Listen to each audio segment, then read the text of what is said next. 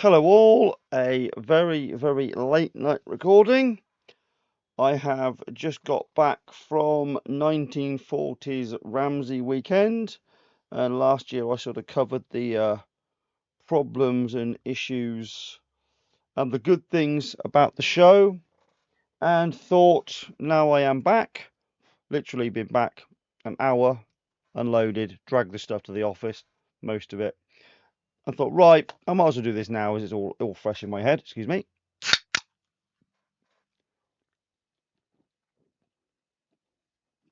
Um, And again, exactly the same as last year.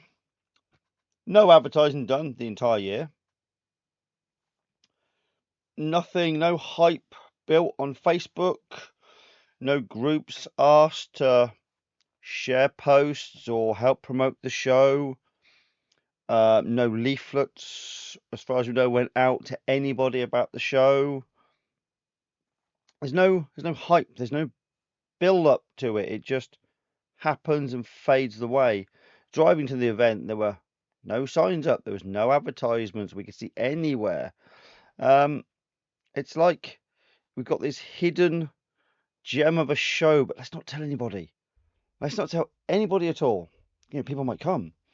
Even some of the locals we spoke to, no idea this happens. They just happened to follow the signs to the 1940s, because most of the signs we did see simply said 1940s this way, like you were going into a time machine or something like that. So yeah, the advertising and signage seems to be their biggest. Wow, actually, not their biggest, but one of the big issues with the show. I think this probably comes down to the fact they hemorrhage money on stuff that is just wasted. I don't understand the no build up on platforms like Facebook, or Instagram, any of these platforms you can use to drum up advertising for free. There's no charge in this. You can build a customer base and you can get them excited. You can get them doing things at the show, but there's none of it. And I don't quite get why.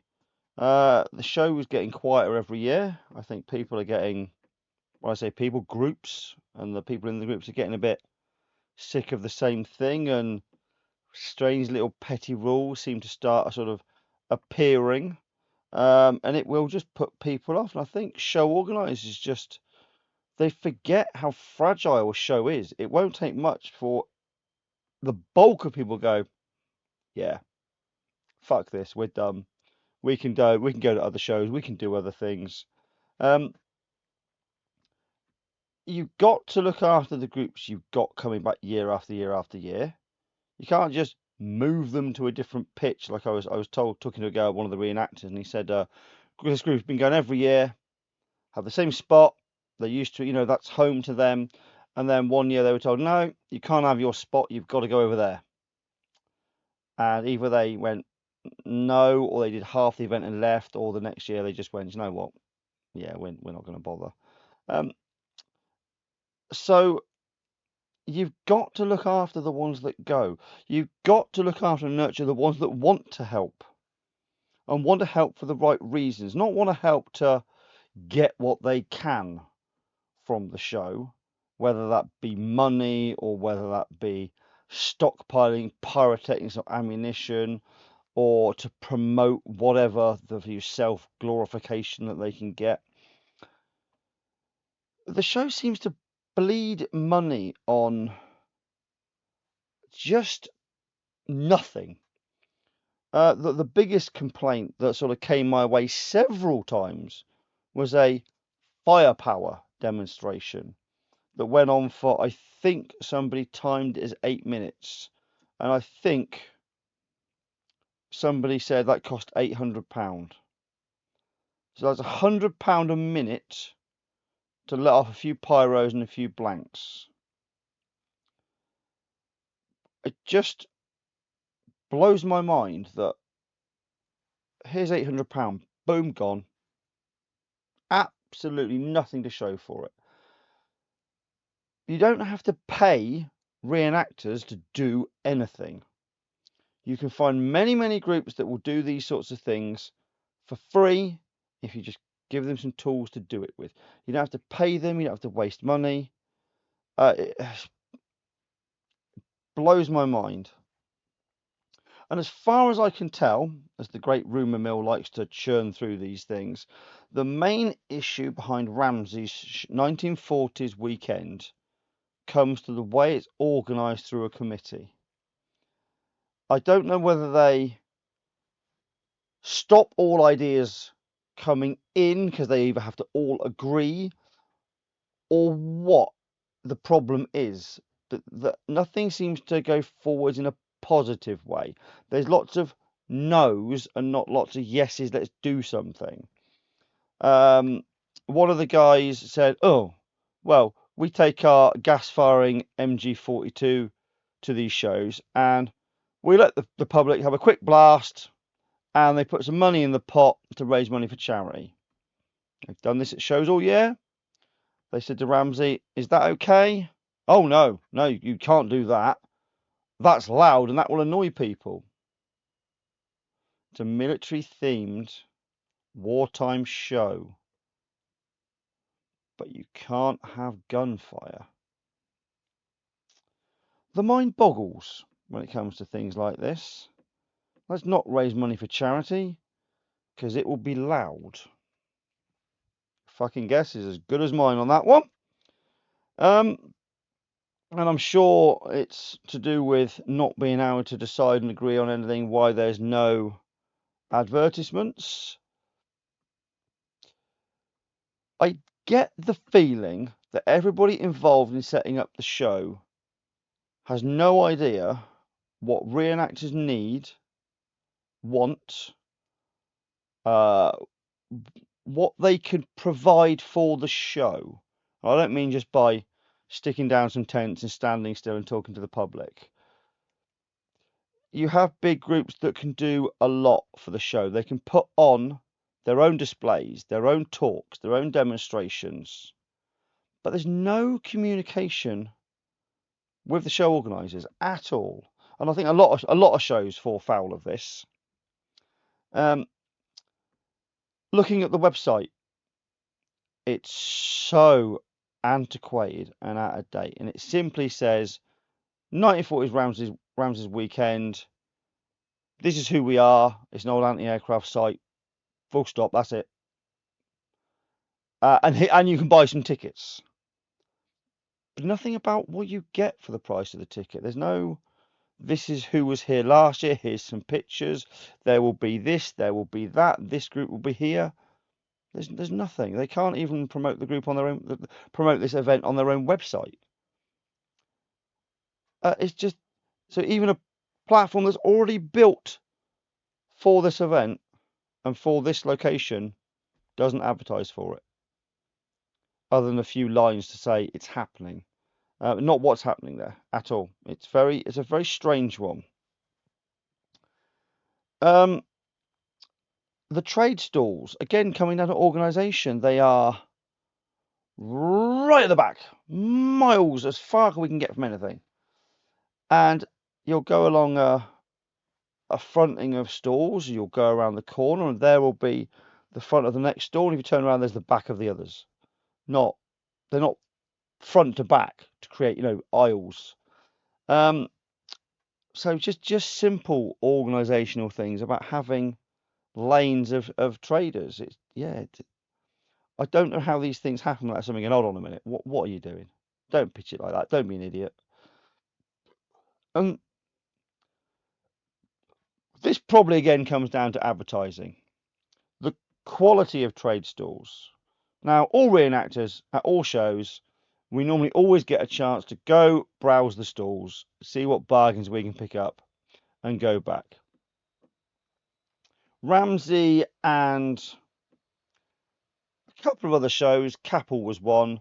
The trade stalls were always shit. Capel got slightly better over the years, but they just sell generic old tat as opposed to, or souvenir-y, plasticky, gimmicky stuff, as opposed to selling militaria, reenacting supplies, that sort of thing. Now, whilst the odd one or two of those, more collectible 1940s generic sort of stores are fine, this is almost all of those with a couple of stores that sell militaria. And most of the people going there are reenactors, and we don't want the other stuff. We do want the militaria. So you've got to miss.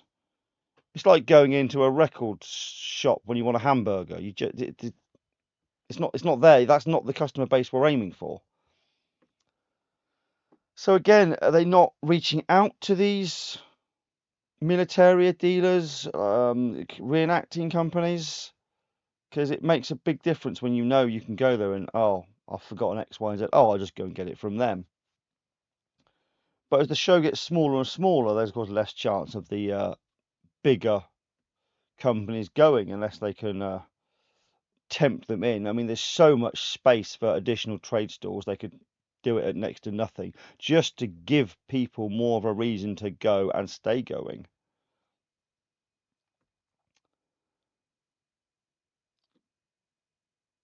I can't even read my own notes. I scribbled down some notes. I mean, they call it the 1940s weekend. So they branched away from the World War II sort of names. You'll get something at war. You'll get those sorts of names which imply it's war themed, and you can't get confused with that. Now, as soon as you see 1940s weekend, to me, that's nothing to do with the war. This is home front, civilians, George Formby, who drove us batshit crazy the entire weekend, and hearing the same 5 songs on a fucking loop from whatever recording was playing, honestly, was reason to not go back ever again. It's like some sort of brainwashing technique. Reminds me of in The Walking Dead, he plays that Happy Street or Lucky Street song to the guy, and Daryl just drives him crazy by playing it hour after hour, day after day. It was similar to that. We were even taking on bets on how long it would be before we heard the same song again. It was that regular. Nobody needs to be listening to that. They need to decide what the show is. The Stalls are a 1940s home front type show. The Reenactors, it's a military event. At least that fucking organ thing, James Reed's organ, that bloody thing was so annoying. I know it was more annoying. The same 5 songs, George Formby, all that thing. Very, very close. So I think they need to decide what they are, first of all, what type of show they are trying to put on, or if they're going to do everything, but spread it out more. Because we don't need to hear that constantly over and over and over again. One of the guys, I heard him say to whoever the George Formby person was, or whether it was somebody else doing equally as annoying George Formby impressions, or supposed to be a comedian but wasn't funny at all. He said, "You've been doing the same jokes for over 10 years." And the guy literally just said, "Yes, I know." I don't know whether he understood "yes, I know" was actually not a good thing to say. It was just very cold, matter of fact. Yeah, I know. I know I'm shit. Just, yeah.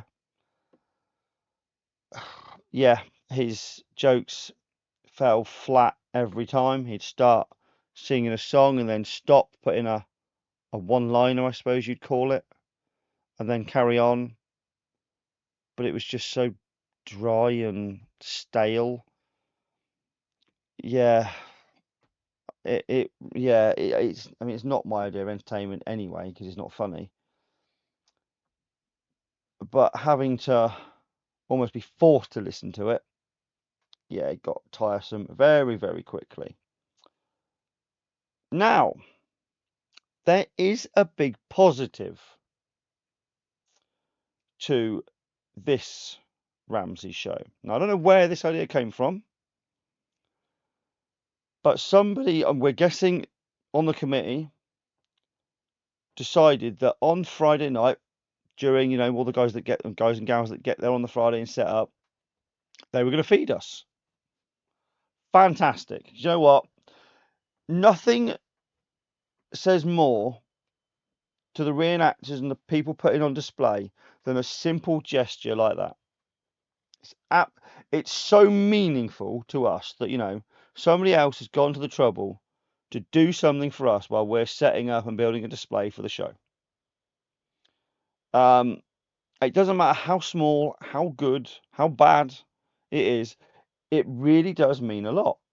Now, I'm sure they had a few grumblings about the joke for the weekend was sausage and mash, because it literally was one sausage with mash. Now, I think just people in nature will always just sort of have a dig and take the piss because that's just what we do. For me, the gesture alone is worth its weight in gold, and that was something I went, yeah, do you know what? This may be worth hanging on to this show just to see if they can fix these problems, get people through the door, decide what they actually are as a show, and see if they can actually get people to come back and not turn people away or keep these silly rules in place of, oh no, you can't fire a gun to raise money, you can't do this, you can't do that. You need to give people reasons to come to your show. I mean, again, I enjoyed the food. I always enjoy food. As long as it's not food I like, I thoroughly enjoy it. The mash, again, somebody suggested it went against trade descriptions because it wasn't mashed, but still, it was still perfectly edible. You can all use a knife or a spoon to smash up your lumps of potato if you really want to. The sausage was good. The gravy was good. I thoroughly enjoyed it, but it was the sentiment and the meaning behind it which meant a lot to a lot of reenactors. Because usually, you buy all your kit, you drag it all to shows, you pay for fuel, you pay for the food for the weekend, you pay for gas. There's a lot of money that goes into taking and setting up these shows. And for a good 99% of shows, you won't ever talk to a show organizer. They won't ask how you are. You have no contact with them whatsoever. It's like you are a sort of second class citizen. You turn up, you follow our rules, you fuck off. And when somebody goes, hold on a minute, we need to do something for these guys, here's a meal, it comes out of the blue and you're like, hold on a minute, maybe actually somebody does give a shit about what we do. So yeah, that's why it does mean a lot. Now, Ramsey has always had one of those battles. And it's pretty much the same spiel every single time. Although the commentary today was, I don't know who did it. Oh, that's not cricket. Let's hope the Germans die quickly.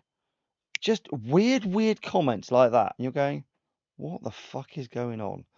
And yeah, I mean, all 7 Germans, because again, Germans can't be bothered to go. Not many. I think they tried roping into I think there were a couple of random Germans that were there. Tried roping those in. I don't think they were very interested. The Germans did the firepower display, well, because they paid to do a firepower display. Why would they go and do a battle for free, effectively? Yeah, you can't pay them to do one thing and then expect them to do something else for free. That's because that's not how it works. You either pay people to do everything, or you pay nobody to do anything. And you shouldn't be paying people just like, if you need something to do a display or a thing, you contact the show organizer beforehand. You say, right, if you want me to do X, Y, and Z, I need this from you. Is that going to happen? The answer is no. You don't do it. But they seem to just hemorrhage money on things. They've bought.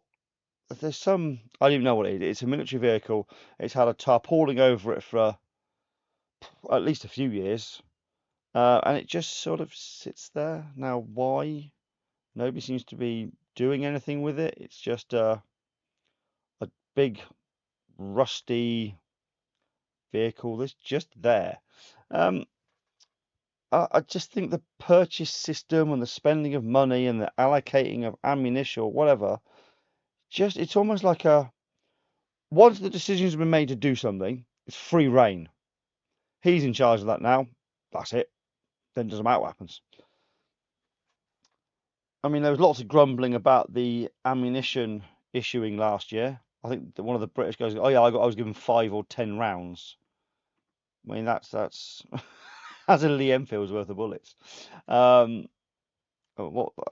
Yeah, very very odd. So lots of grumblings this year. Didn't hear any grumblings this year, except that it was again fairly minimal, but I don't know to what extent and who got what. No idea.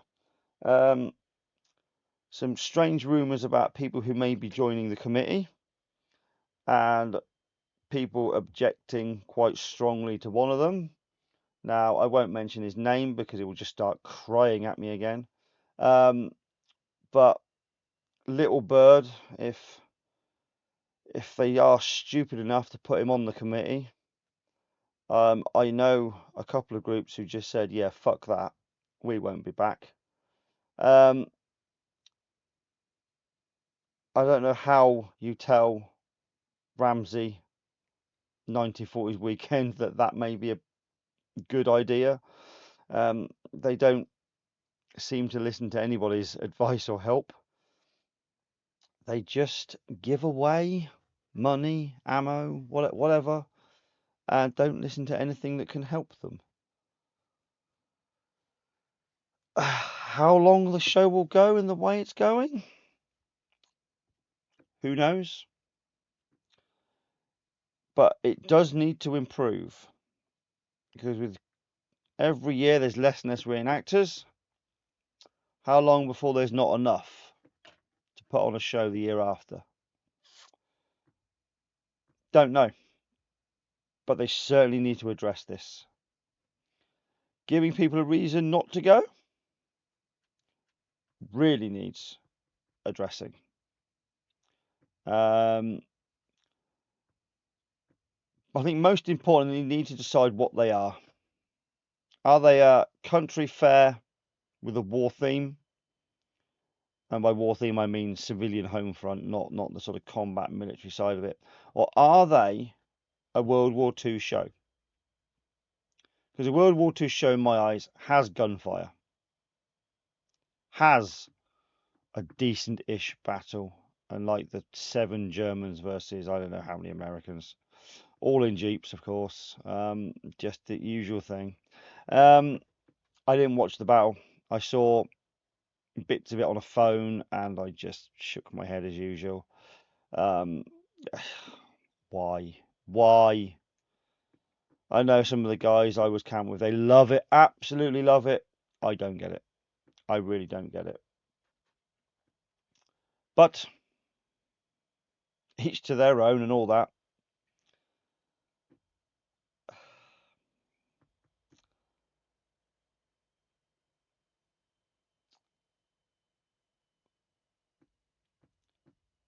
I'm going to mention, what I was toying with mentioning this or not because I wasn't sure. But one thing I did notice, and somebody, actually, no, more than one person asked me about the legalities of blank firing guns. Because very evidently a front venting M3 grease gun being used on the battlefield. You can see it from the pressure blasts. You can see it from the flames that come out the front. It must be at least a 9mm M3 grease gun front venter. Now, the law states that blank firing guns must vent through the top at, I can't remember the specific angle, but there is an exact angle they have to vent at. Now, that circumvents what we saw, of course, because we saw a M3 front venting grease gun being used. Very close up and evident that's what it was. Apparently, the excuse is given that it was made or purchased before a certain year. Now, there's only one problem with that. that makes no fucking difference when it was made. If the law says it has to be at a 45-degree angle to vent, then it has to be at a 45-degree angle to vent. Laws change. We used to own slaves. You can't anymore. If you bought a slave beforehand, you can't still have it now. Yeah, so, yeah, interesting one. And again, it was evident to all who knew. Show organisers? Anybody checking all these weapons? Does anybody know what they're doing? I mean, yeah, so what? It's a front venting gun. So what? Does that matter? Fucking does when you walk in front of it.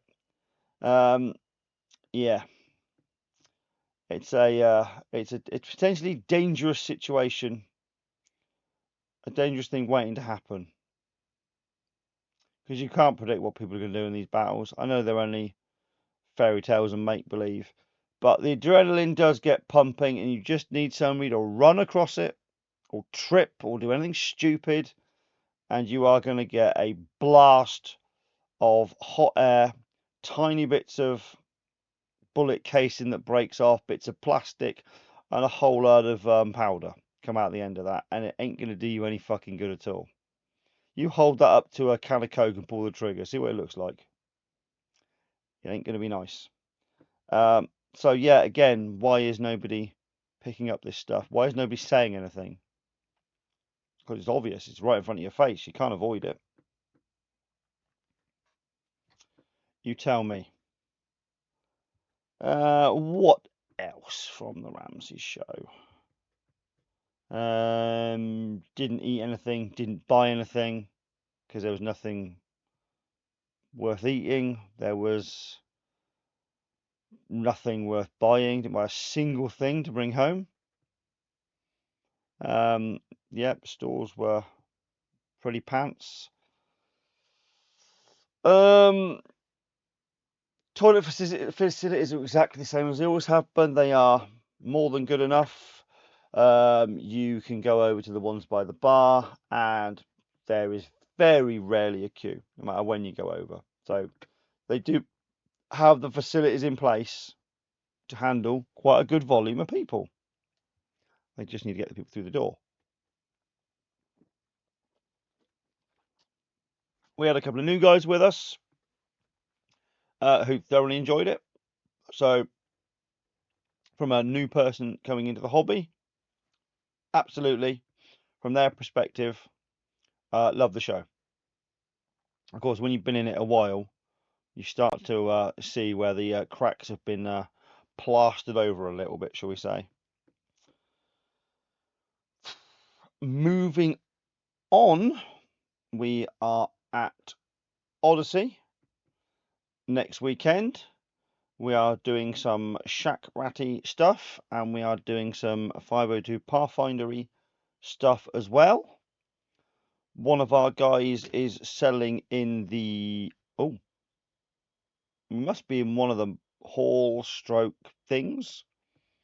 Do you know what? I don't even know what he's actually called as a company name. I want to say it's Weldon something, but he will sell gaming-y stuff, the bolt action-y sort of stuff, model-y stuff.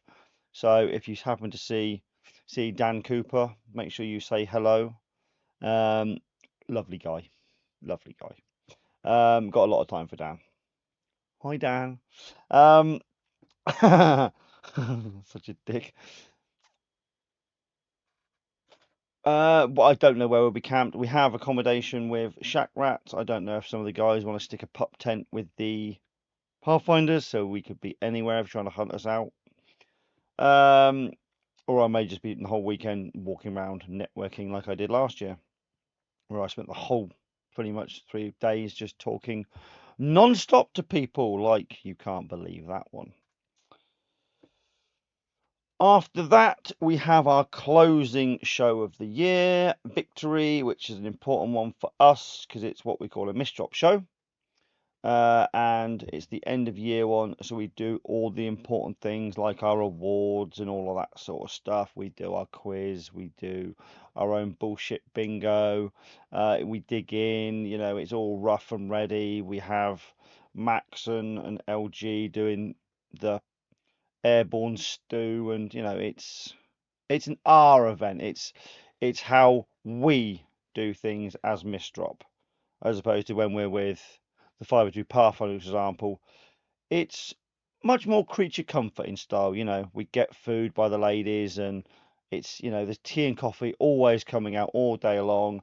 Suddenly you get a call for there's cake if you want cake, which is amazing, and I'm not dismissing it or being negative in any way. It really is great.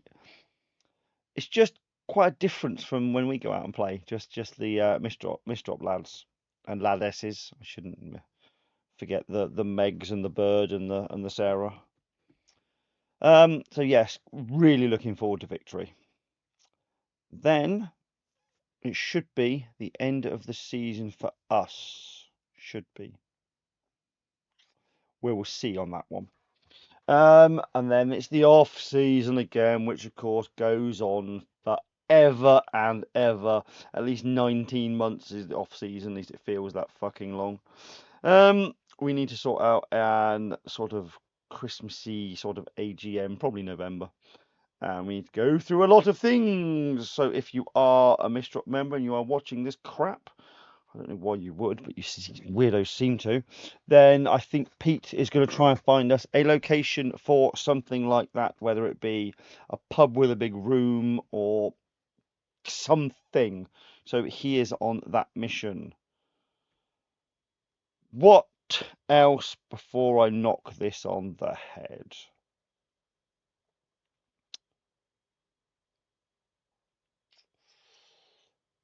Yeah, I think that's it. But yeah, let's see how Ramsey will evolve, and let's see if they can fix the sort of ongoing issues.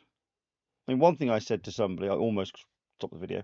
One thing I said to somebody is like, if they don't want to do the advertising, make the groups do it.